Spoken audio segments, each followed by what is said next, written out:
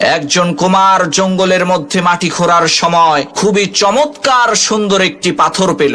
সেই কুমার ওই সুন্দর পাথরটার সাথে গাছের লতা বেঁধে একটি মালা তৈরি করে তার গাধার গলায় বেঁধে দিল এবং জঙ্গলের সেই মাটিগুলোকে গাধার পিঠে তুলে দিয়ে বাড়ির পথে রওনা করলো। পথিমধ্যে একজন স্বর্ণকার জহুরি সেই কুমারকে বলল, ভাই, তোমার গাধার গলায় যেই পাথরটা আছে সেটা কি তুমি আমার কাছে বিক্রি করবা?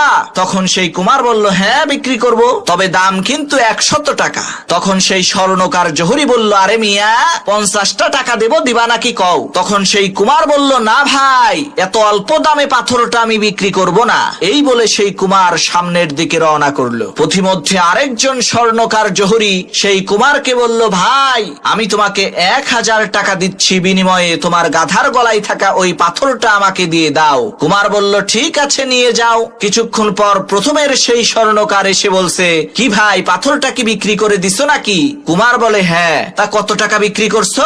বলে যে 1000 টাকা বিক্রি করেছি। তখন সেই স্বর্ণকার জহুরি চিৎকার করে বলতে লাগলো, আরে তুমি তো বেয়াকুব, আস্ত একটা পাগল। ওইটা তো একটা মহামূল্যবান হীরা ছিল। ওই লক্ষ কোটি টাকা দামের হীরা তুমি মাত্র 1000 টাকায় বিক্রি করছো। তখন সেই কুমার বলল, আরে ভাই, বেয়াকুব তো আমি না, বেয়াকুব তো তুমি। ওইটা তো আমার কাছে শুধুমাত্র একটা সুন্দর পাথর ছিল।